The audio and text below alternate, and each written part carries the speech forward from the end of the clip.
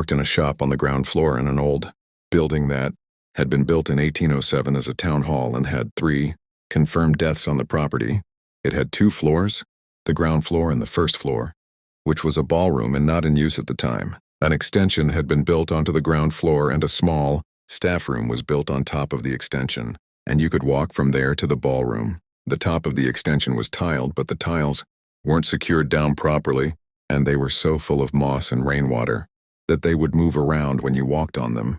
I was 18 and I lasted 5 days at this job because the manager was absolutely horrible and treated everyone like shit. On my second day, I ended up sneaking up to the staff room to cry, and I could hear someone walking on the tiles next to the room. I pulled myself together, but when they reached the window, nobody was there, and I heard them carry on toward the ballroom. The window was big, and so I had a good view. At the time, I didn't even register what had just happened. I was just relieved nobody had come looking for me. The other people who worked there had stories. The only one I remember is 2 female employees being shouted at by a male voice when there was nobody else in the building. I'm a bit sad I had to leave before I could encounter anything else, but the ghosts were not worth the treatment. I had my first encounter at the last job I was at a year ago. I was doing overtime on the graveyard shift. All men on our shift, and this woman shows up on our site. Knowing there were no women working on shift, I went to chase her down, only for her to walk into a doorway and vanish into thin air in the very next room. There have been numerous ghost stories throughout the years at the job. No one takes them serious, but that was my first I could go into more detail. But since I've told this story so many times, I just keep it short. I work in a museum and provide guided tours in the nearby medieval prison in my town. It was built in 1524, and executions and torture took place there. It has seen a lot of history and suffering. The place is incredibly haunted. We hear creaks coming from the floors and windows and doors all the time, even without wind or people being there. We feel bad energies in some spots as well. I once was waiting for a group to arrive.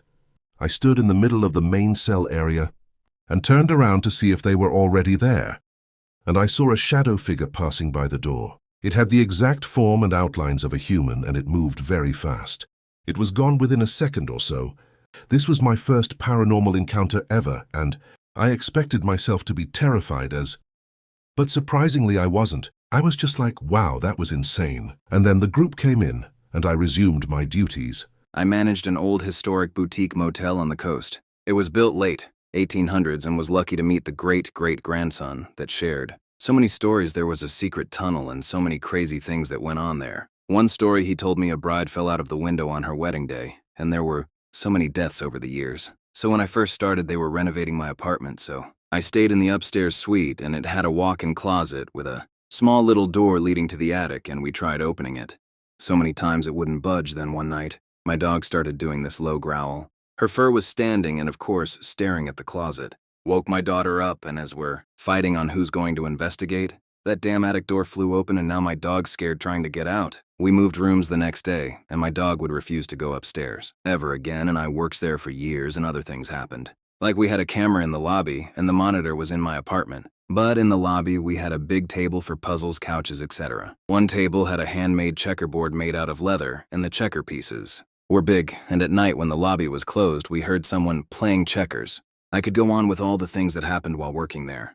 But yes, we saw the bride. She would stand by the window she fell out of. Not sure if it's haunted, but I work at Walmart and had a strange incident happen. Used to had to set up for the truck before. I left so the unloaders could come in and start unloading it. Usually the back room was full of pallets of freight. One day I parked a pallet of TVs up against a wall and more pallets next to and in front of it, as we usually did. So the pallet was completely surrounded by other pallets of freight. I'm facing away from that pallet of TVs and jacking another one up when my coworker starts making a weird face and staring behind me. I turn around and the TVs on the pallet lean down at a 45-degree angle and then set themselves back up perfectly straight, as if someone had pushed them down and pulled them back up. I turned around and looked at my coworker, and she said, "I'm glad you saw that too."